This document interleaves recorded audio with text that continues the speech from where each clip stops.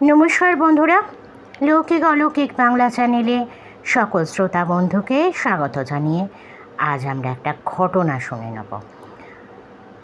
মেয়েকে পড়তে নিয়ে যেতে হয় কসবার কাছাকাছি একটি জায়গায়, কলকাতা, সাউথ কলকাতা, আপনারা সবাই জানেন। তো যেখানে পড়তে দিয়ে আসে, মানে ও পড়তে যায়, ওখানে ফ্রাইডে করে আমার নিয়ে আসবার পালা পড়ে। তো ওখানে হয়তো একটু আগে পৌঁছালাম, তো কী আর করা যাবে, ওখানে এই বাইরে একটু পায়চারি করি, আর না হলে এখন তো গরম পড়েছে, সিকিউরিটি দাদার পারমিশন নিয়ে একটা চেয়ার, গ্যারেজের মধ্যে চেয়ার আছে বেসমেন্টে, ওখানে বসি, উনি ফ্যান চালিয়ে দেন, একটু একটু করে ওই সিকিউরিটি গার্ড দাদার সঙ্গে আলাপ জমতে থাকে। তো একদিন কথায় কথায় জানা গেল যে ওই কমপ্লেক্সের মধ্যেই একজন মারা গেছেন। তো বয়স হয়েছিল ওনার 85-86 এরকম, মানে আরও দুজন সিকিউরিটি দাদা ছিলেন, ওনারা গল্প করছিলেন যে বয়স হয়েছিল, মারা গেছে, দুঃখের কিছু নেই, অনেক দিন ধরেই ভুগছিলেন ভদ্রলোক। তো এই কথায় কথায় যিনি আর কি এই বিল্ডিংটা বসেন নিচে বেসমেন্টে, মানে যে বিল্ডিংটাতে আমার মেয়ে পড়তে যায়, তো উনি একদিন কথায় কথায় বললেন, মানে একটা কথায় কথায় আর কি হচ্ছিল যে ভূত দেখা নিয়ে। তো আমি তখন ওনাকে জিজ্ঞেস করলাম, আপনার কি এরকম কোনো অভিজ্ঞতা আছে? উনি বললেন, যদি নাম না প্রকাশ করেন তাহলে বলতে পারি। না না, নাম কেন প্রকাশ করব, সেসবের কোনো ব্যাপার নেই, তবে আপনি ঘটনাটা বলতে পারেন। তখন উনি বললেন, বলছি, এখন বিশ্বাস অবিশ্বাস আপনার হাতে। বললাম, দেখুন, ঘটনা শুনতে অনেকেই ভালোবাসেন, বিশ্বাস যে সবাইকে করতে হবে সেটা নয়, আপনি বলুন না। তখন উনি বলছেন, আমি তখন খুব ছোট, পরিবারে অভাব অনটন লেগে থাকতো, বাবা বললেন, তুমি বাড়ির বড় ছেলে, তোমাকে কাজে লাগতে হবে। তখন আমার কত আর বয়স, 15-16। বললাম, ঠিক আছে, কি করতে হবে? না, দক্ষিণ কলকাতায় আমরা মানে ভাড়া থাকতাম, ওদের আসল বাড়ি মেদিনীপুরের কোনো একটা জায়গায়, আর দক্ষিণ কলকাতায় ওখানে কাছাকাছি কোথাও একটা উনি ভাড়া থাকতেন সপরিবারে। তখন বললেন যে, দেখো, ওখানে রুবি হসপিটাল, তখনও আমি জানি না হয়েছে কিনা, ওই অঞ্চলটির ওখানেই আনন্দপুর বলে একটি জায়গা আছে রুবি হসপিটালের কাছাকাছি, সেখান থেকে খানিকটা আগে পরে কোথাও একটা উনি একটি খবরের কাগজের তৈরি হতো আর কি, ওখান থেকেই সাপ্লাই যেত কলকাতায়। তো ওখানে কাজে ঢুকিয়ে দেওয়া হলো, ওনার বাবার পরিচিত মানুষজন ছিলেন কেউ, তার হাত ধরে উনি সেখানে কাজে ঢুকলেন। ওইখানে সব পেপার তৈরি হতো, একটা প্রিন্ট ছাপাখানা টাইপের ছিল, জায়গাটা বেশ অনেকটা জায়গা জুড়ে ছিল। উনি বলছেন, আমাকে ওখানে যিনি থাকতেন রাত্রে, একদিন ভয় দেখালেন, তুই তো এখানে থাকবি, কিন্তু বাবা সাবধানে থাকিস, আমরা বেরিয়ে গেলে কিন্তু ভয় টয় পাস না। আর ওনাকে কিছু একটা দিয়েছিলেন যে এই মাদুলিটা সঙ্গে রাখিস, যারা থাকে তারা তোর কোনো ক্ষতি করতে পারবে না, কেউই ক্ষতি করে না, তবু এটা রেখে দে। কোনো একটা ঠাকুরের মাদুলি ওনার হাতে পরিয়ে দিয়েছিলেন, উনি তখন বেশ ছোট, এবার ডাকাবুকো একটা মানে বয়স ছেলেটার, তখন উনি ছেলে ছিলেন। বললেন, ঠিক আছে, তোমাদের কোনো ভয় নেই, আমি সব সামলে নেব। তা রাত্রিবেলা ওখান থেকে পেপার সব প্যাক হয়ে জায়গায় জায়গায় চলে যেত। এবার ওনাদের কাজ ছিল ওই 3টের সময়, 2:30-3টের সময় সব কাগজ বেরিয়ে যেত, তারপর থেকে ওনারা একটু শুতেন বা বিশ্রাম করতেন, তার আগে অবধি কাজ চলতো। তো এরকমই একটা দিনে উনি বলছেন, দিনটা আমার আজও পরিষ্কার মনে আছে, ওটা একটা মঙ্গলবার ছিল এবং অমাবস্যা ছিল সেদিন, কারণ চারদিকটা ঘুটঘুটে অন্ধকার ছিল, এবং যে কাকা আমাকে কাজে নিয়েছিলেন তিনি বলেছিলেন, খুব সাবধান, আজকের রাতে তোমায় একলা এখানে থাকতে হবে, আমরা তাড়াতাড়ি বেরিয়ে যাব, কিছু একটা সমস্যা হয়েছিল হয়তো। তো ওনারা মোটামুটি 1:30-2টোর মধ্যেই বেরিয়ে গিয়েছিলেন সব মালপত্র নিয়ে। এবার যেখানটা ছাপা হতো কাগজগুলো, সেখানে একটা মোটা বড় টেবিল ছিল, ওই টেবিলের ওপর পাইল করে রাখা হতো কাগজগুলো। তো ওই সিকিউরিটি দাদা বলল, তাহলে আমি এখানেই ঘুমিয়ে পড়বো। বললো, ঘুমিয়ে পড়বে? যে যে ভদ্রলোক আর কি ওনাকে কাজে নিয়েছিলেন, তিনি বললেন, আচ্ছা বাবা, খুব সাবধানে থাকিস।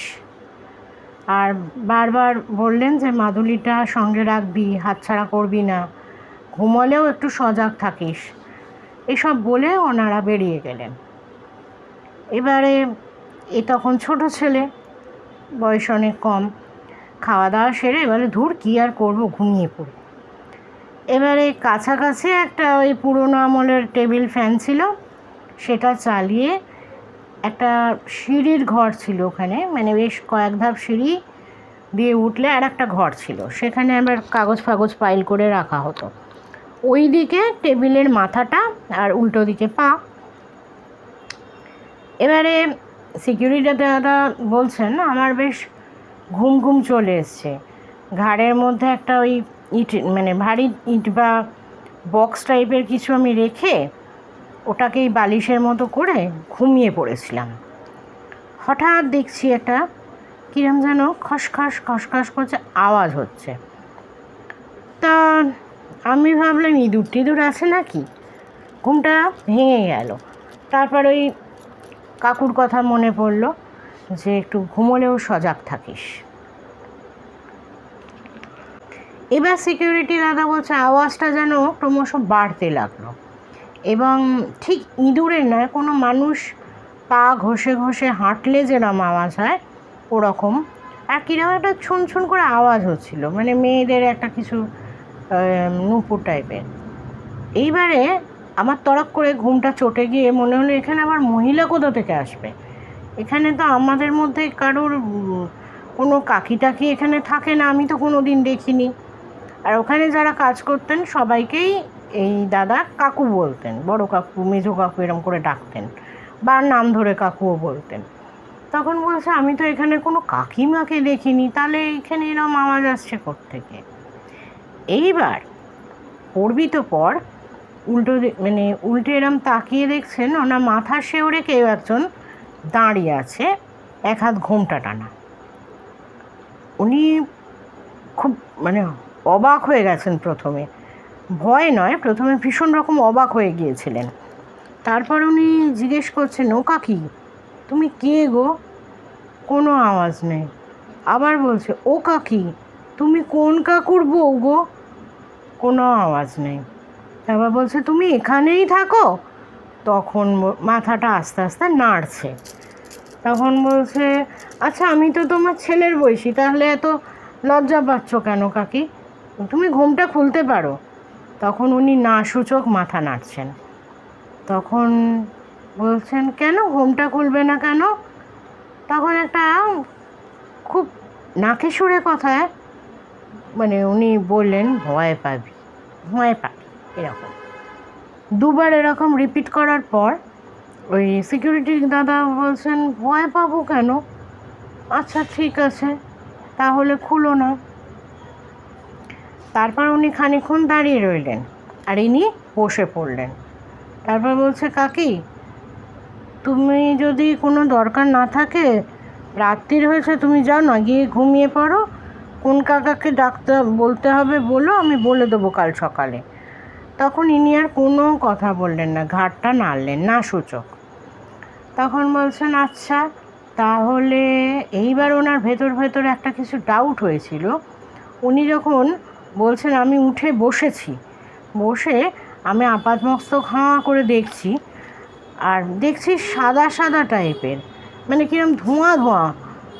হঠাৎ আমার মনে হলো, এ তো বোধহয় মানুষ নয়। যেই এই কথাটা মনে হয়েছে, তখন দাদার ভেতর ভেতর বেশ ভয় হয়েছে। এবার উনি মাথাটা নিচু করে, চোখটা নিচু করে দেখছেন, সত্যি তো পায়ের কাছে কিছু নেই, এই জন্য হাওয়ায় একটা ভাসছে জাতীয় কিছু। তখন ওই দাদা বললেন, আমি একটু সাহস করে বললাম, কাকি আমি তো তোমার কোনো ক্ষতি করিনি, তুমিও কিন্তু আমাকে কোনো ক্ষতি করো না, আমি এখানে চুপ করে বসে রয়েছি, তোমার যেখানে যা খুশি করো, আমায় কিন্তু ভয় দেখিও না। তখন ওই ভদ্রমহিলা আস্তে আস্তে এরকম, মানে অবয়ব, ওটা তো পরিষ্কার কিছু ছিল না, অন্ধকার, একটা টিমটিমে আলো জ্বলছে, তার মধ্যে ওরকম উনি দেখেছিলেন। আস্তে আস্তে আবার নাসূচক মাথা নাড়লেন যে ভয় দেখাবো না। তারপর আস্তে আস্তে আস্তে আস্তে করে দূরে সরে যেতে থাকলেন, কিন্তু হ্যাঁ, মুখটা ওই দাদার দিকেই ফেরানো ছিল। পিছনে হাঁটতে হাঁটতে হঠাৎ যেন ওই ভদ্রমহিলা মিলিয়ে গেলেন। কাকু, মানে এই দাদা বলছেন, সিকিউরিটি গার্ড দাদা বলছেন, আমার সেই সময় কিন্তু গায়ে কাঁটা দিচ্ছিল এবং মনে হচ্ছিল, হে ঠাকুর আমাকে বাঁচাও, কাউকে না কাউকে পাঠিয়ে দাও, আমি আর পাচ্ছি না নিতে, আমার কীরকম ভয় লাগছে। তখন বয়সটা কম ছিল তো, বলে আমি ভেতর ভেতর ভয় পেলেও মুখে কোনো প্রকাশ করিনি, চুপ করে বসেছিলাম। তারপর প্রায় ঘণ্টাখানেক এরকম কাটাতে হয়েছে। তারপরে ওখানের একজন কাকু ছিলেন, তিনি ফিরে এসেছিলেন। ফিরে আসার পর পরের দিন ভোরবেলা, সকালে আর কি, চাটা খাওয়ার পর তখন উনি আগের দিনের রাতের ঘটনাটা ওই কাকুকে বলেছিলেন। তখন বলল, বেটা তুই ভয় পাসনি তো? বলছে, কাকু ভয় তো আমি খুবই পেয়েছি, কিন্তু কি করব বলো, বাবা আমাকে কাজে লাগিয়েছে, ফ্যামিলিতে অভাব আছে, আমাকে তো কাজ করতেই হবে। তখন ওই ভদ্রলোক ভেবেই চিনতে বলেন যে আচ্ছা ঠিক আছে, আমরা তো 3-4 জন, কেউ না কেউ এবার রাত্রে তোর সঙ্গে থাকবে, আর ওই ভদ্রমহিলা কারো ক্ষতি করে না, আমরাও দেখেছি, কিন্তু উনি কীভাবে মারা গিয়েছিলেন আমরা জানি না, বোধহয় এটা ওনাদেরই জমি ছিল বা কিছু একটা হবে, উনি কারোর ক্ষতি করেন না, আমরাও ওনাকে ঘাঁটাই না, কিন্তু রাতে বাথরুমের দরকার হলে তখন আমরা কেউ না কেউ একজন আরেকজনের সঙ্গে যাই। তো এবার থেকে আমরা তোকে একলা ছেড়ে যাব না বেটা, এবার থেকে আমরা কেউ না কেউ তোর সঙ্গে থাকবো, সবাই মিলে গিয়ে তো লাভও হয় না, ঠিক আছে তুই আর ভয় পাস না। এই ছিল এই সিকিউরিটি গার্ড দাদার জীবনের একটা ঘটনা। তো ছোট ঘটনা, আর উনি এখন বেশ বয়স হয়েছে, 65-66 বছর হয়েছে, এখন ওই জীবিকার তাড়নাতেই সিকিউরিটির জব করছেন, রাত জেগে কাজ করেন। তো উনি বললেন, এই একটা অদ্ভুত ঘটনা আমি কোনো দিন ভুলতে পারি না, তারপরেও ছোটোখাটো ঘটনা আমার মানে জীবনে ঘটেছে, কিন্তু এটাই সেই রাত্রে আমার অল্প বয়সের প্রথম অভিজ্ঞতা বাড়ির বাইরে থেকে। আপনাদের কেমন লাগলো অবশ্যই আমাকে কমেন্ট বক্সে কমেন্ট করে জানাবেন। আর বিশ্বাস অবিশ্বাস তো আপনাদের ব্যক্তিগত ব্যাপার, আমি জোর করে বিশ্বাস করাতে পারবো না। যারা বিশ্বাস করেন না, গল্প হিসেবেই না হয় শুনবেন, কিন্তু কারো না কারো জীবনে তো এরকম ঘটেইছে, তারা তো আর অস্বীকার করতে পারেন না।